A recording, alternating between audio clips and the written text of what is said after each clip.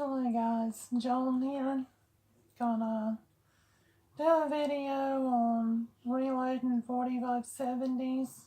I've had a few people request it. Some things you're gonna need. First, you're gonna need a press of some sort. I call this one the nutcracker because it works like a nutcracker. It's made by Wii.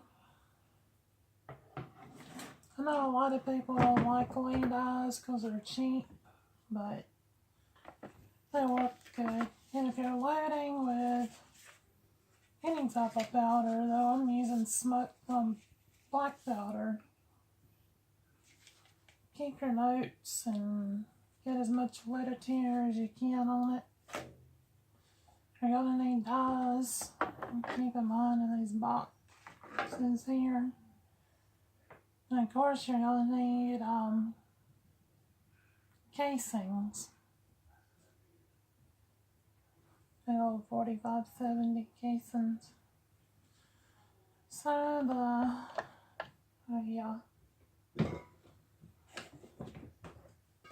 gonna need this stuff too.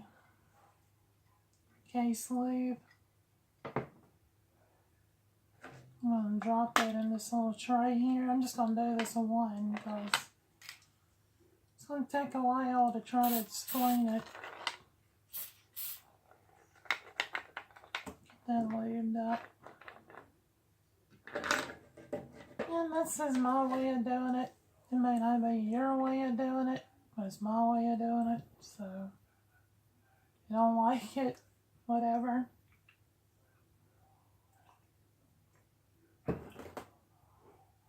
So yeah, you're gonna need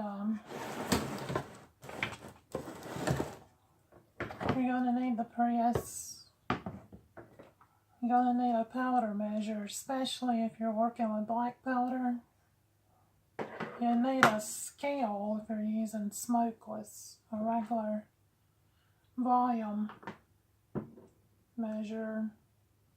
I'll work with black. And of course you're gonna need black powder, which I'm using Old Ainsford 2F. This is pretty much the best powder I've come across. It burns clean, it's powerful. Still stinks though. So, where did I put my case? Oh yeah. First thing I'm going to do, I'm a de-priming dye. It may actually be under this. So do not see it. Oh, here it is. De-priming dye. These aren't carbide dyes like the pistol dyes, so you will have to lube them. I just put a little shot of this one shot in there. And screw it in. You'll have to find your own adjustments on this. I've already got it pre-adjusted and everything. You'll have this thingy, shell holder. Pop your, see if I can, there we go. Put your casing into the shell holder and run it up. Sometimes this little coupling will pop up, and when that happens, I just take what that does is keep you from breaking your fire again. And you just tap it down with something. That works just fine. There we go. It's been resized, de-primed. My next step, this isn't so crucial with black powder as it is smokeless. due to smokeless's higher pressures, but still never hurts to check your case length. For a 4570, you do not want to be over 2.15 inches. If you're over, you're going to have to trim it.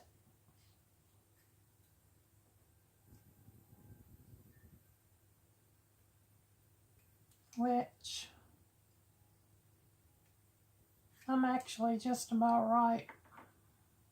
I'll do a different video on actually how to bring these manual dials instead of electric. Okay, you're gonna need a case prep tool. This end here deburrs the outside of your case. You have to press hard, just get a few light twist. This end deburrs the inside of your case. These things stay sharp. And inside here I got some primer tools. Screw that off. I know this is a little slower than some people want to deal with, but I seem to get better accuracy like this. So you got, they look really like screwdrivers. You got two large for large primer holes. One deburrs it. I'm just going to deburr it out.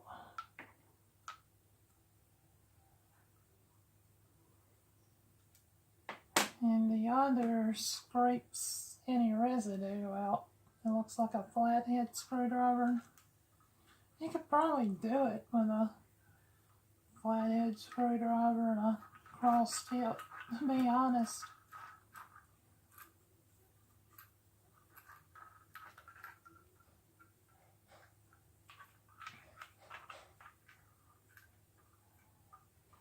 There we go, a cleaned primer pocket.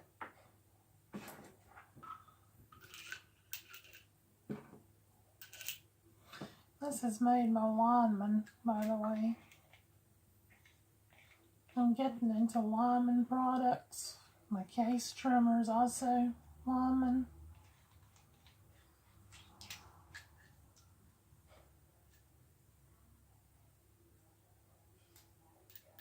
It's getting cold outside. I think it's supposed to be like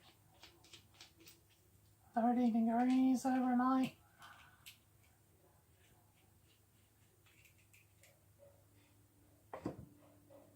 Next step, like I said, you can do this however you want to do it.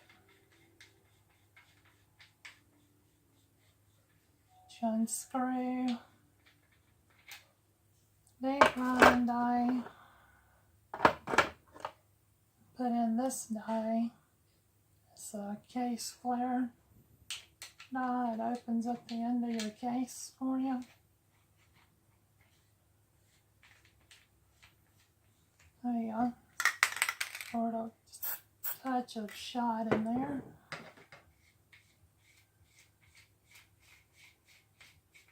Now with these I could, if I had a spout, a funnel, I could actually pour the powder in here while I'm doing this. Again, you just round that up in there like a nutcracker. And there we go, it's been flared open. Screw that out.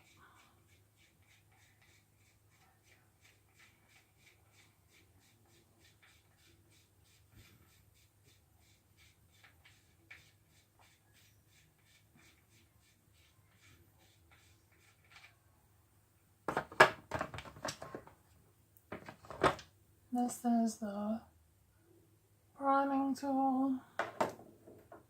It's a 3-part.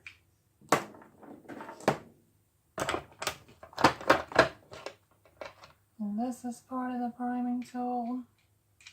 Screw it into the top. I don't have an automatic priming tool. I saw too many people get hurt. That pops in the bottom. Get your shell holder in.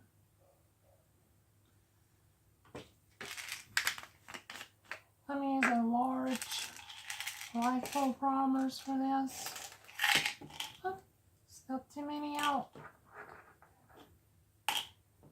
How I do it is I push it on up till I'm just like right almost flush with the top, but just slightly under. And I put my primer in it, anvil side up. Take your case, put it in like this, and just gently push up. And there we go, it's primed. I gotta get a shell holder for when I'm putting the powder in. Now this next die, I custom made for full powered.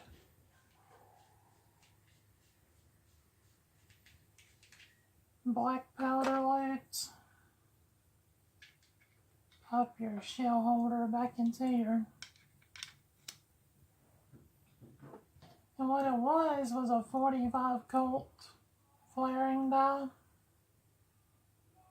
And I took the pin out and I milled it down a little bit to fit down in the 4570 case, and I got it set to compress the black powder 1/4 of an inch. I've got my powder measure set on 70 grains. Unfortunately, I don't have a drop tube at the moment. I'll show you a little trick. It's not as good as drop tubing, but it works. After you get the powder up, shave it off. Give it about 10 or 15 little thumps. As you can see, the powder's settled some. It's not quite full.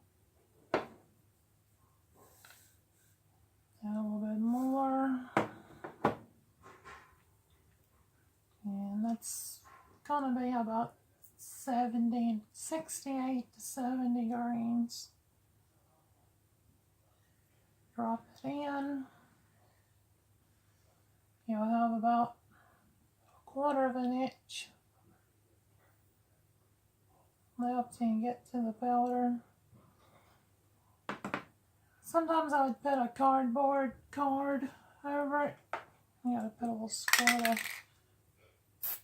that in there. Let it dry for a second. You don't want to contaminate the powder.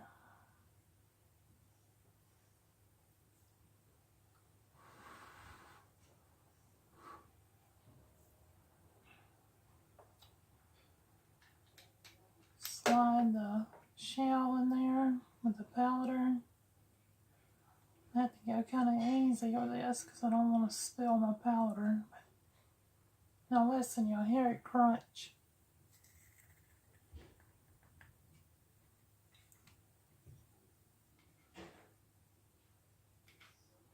I can go a little bit further.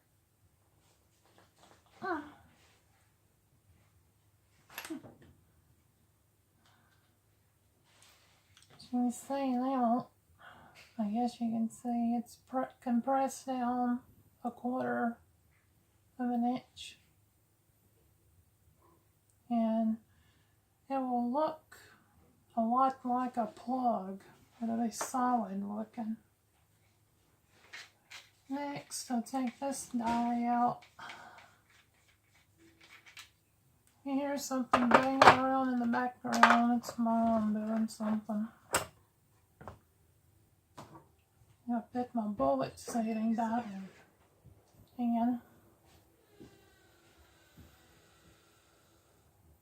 She'll make me a sandwich. I'm really hungry.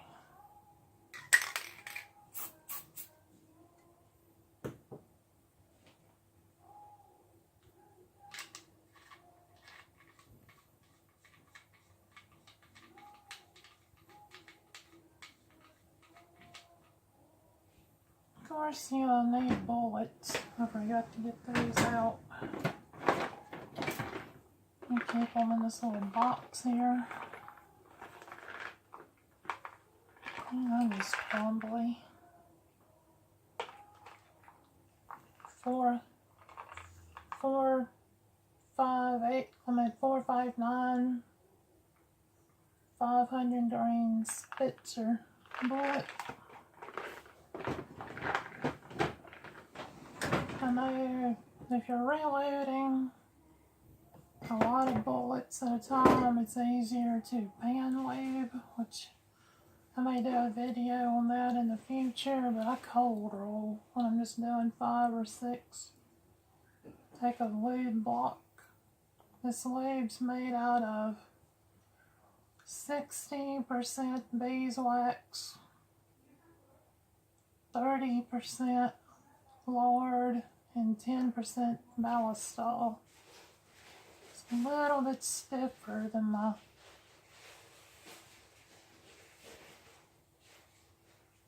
I don't have a lube sizer yet, a lube dye, so yeah, but anyway, that puts it on there pretty good. Yeah, like I said, normally I'd put a little cardboard wad. Make sure there's no lube on the bottom of the bullet. Place the bullet into a cartridge. Can't imagine if it looked like that.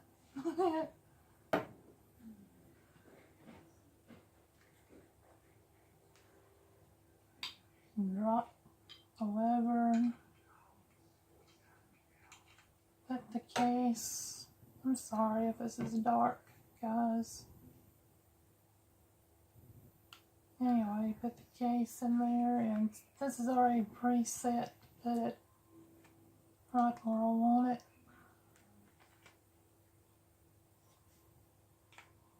Sometimes you have to check though.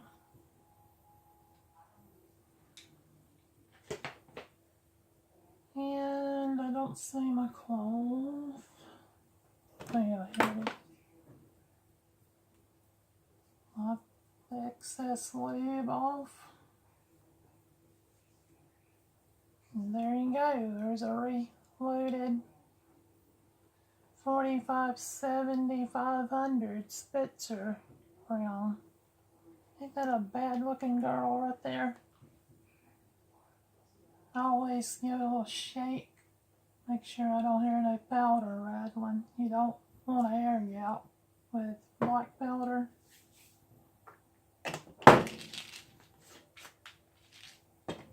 And that's pretty much it. You just repeat the process. And what I usually do is, if I'm doing more than 2 or 3 at a time, I will prep my cases first, get them trimmed and everything.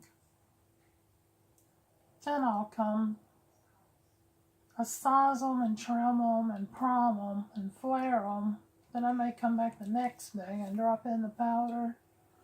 That way it doesn't take so long. Ain't that pretty? Beautiful and deadly. Anywho, this is Joni, the regular old Army girl.